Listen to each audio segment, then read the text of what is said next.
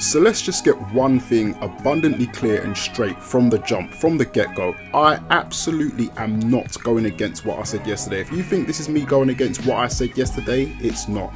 It isn't. I still stand by what I said.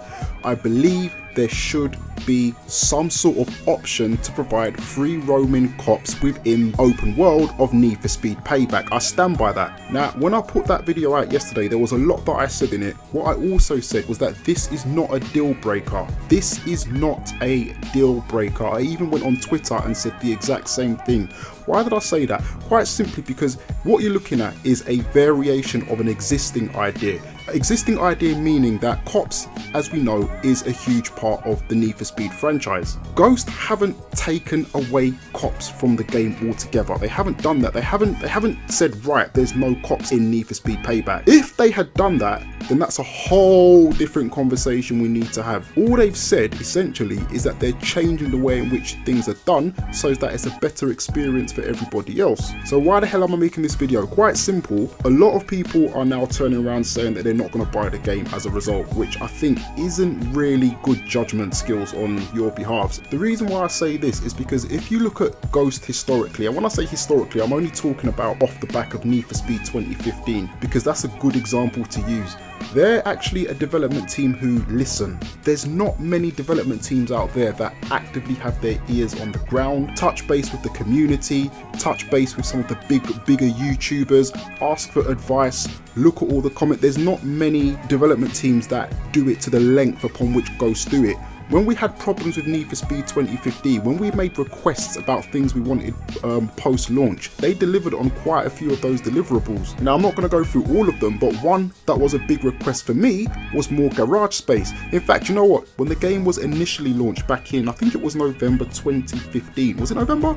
I can't remember. Correct me if I'm wrong. But you only had the ability to store up to 5 different cars in the garage, which for me and for a lot of you guys just wasn't enough, because at the end of the day, okay, the car list wasn't massive, but there was quite a few cars available, and you might not have wanted to sell your Mustang Boss to go and get an R34. So what did they do? They increased the garage space. That is just one example of many times they actually did that. So all is not lost. All is not lost, man. I want to say a huge shout out to LP Ripper, my very good friend, who has also put out a channel explaining this. I feel people are going too far left field with their judgments, and it's not just Need for Speed this is happening with a lot of games.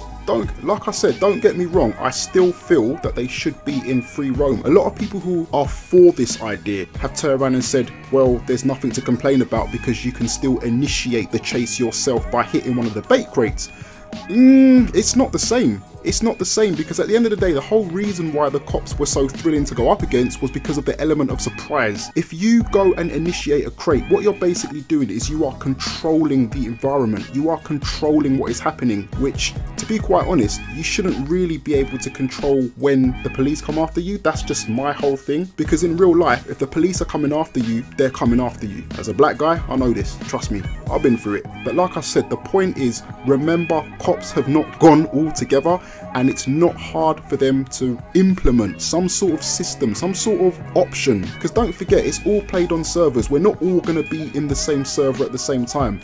Need for Speed 2015, if I'm not mistaken, I think it had a maximum of 8 people per server. Again, if I'm wrong on that, please feel free to correct me. But what they could do is have 2 sets of servers, so a whole set of servers where there were no cops circulating whatsoever. So obviously those of you who just want to ride around, chill, have stance and showcase meets and things like that can do that to your heart's content. And then they can have another set of servers where police are just swarming all over the place, and those of you that are just looking to get your thrill seeking on, you've got the ability to hop in there. Another way they could do it is, like I mentioned yesterday, they could simply have an on and off switch. But the point that I'm getting at is these are very simple solutions. It doesn't matter that the game is due out in November. This is something that can be fixed very easily, and I think to actually write the whole game off on the basis of that is probably not wise thinking, if I'm being honest with you. Like I said, this is not me backtracking on what I said yesterday. I'm a fan of having cops in the game, but I'm also more importantly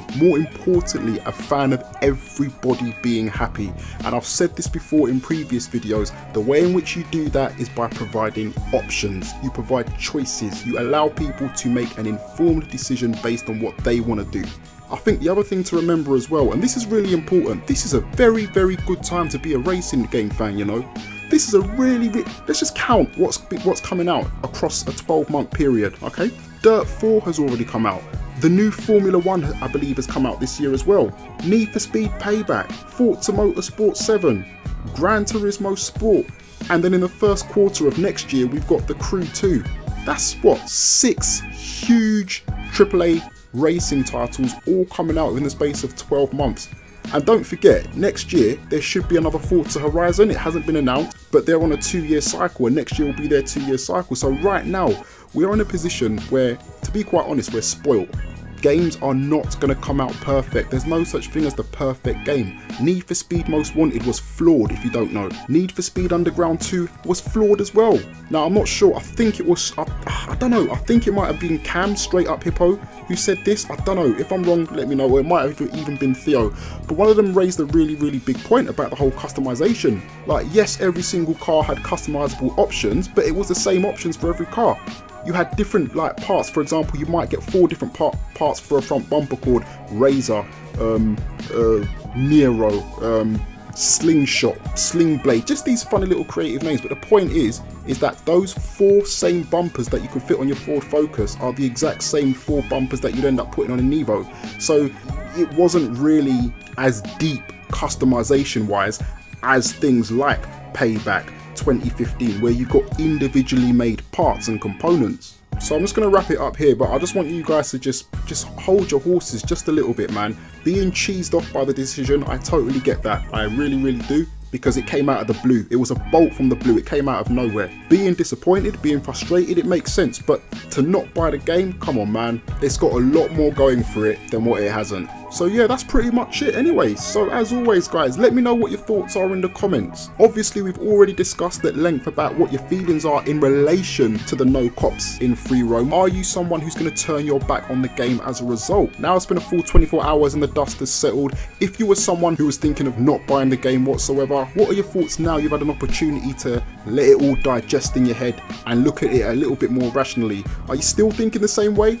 Or are you on the other side of the fence? Are you someone who is more inclined to just take it for what it is, accept that it's probably going to be a very good game, probably about 4 stars out of 5 at least anyway, I'm guessing, and just wait for Ghost to implement the changes as and when? Because don't forget, this game's going to last us for 2 years at least, so there's plenty of time for them to fix it. But anyway, as always, hit up the comments box, let me know what your thoughts are. If it's your first time around here, I wish you a born welcome. Hit the like button, hit the subscribe button, and ring the notification bell so you know exactly when the next video comes out. Apologies if my voice sounds slightly different today. I've got a little bit of a sore throat, which hopefully would have cleared up by the next video. Anyway, guys, thanks very much. Take it easy. Peace.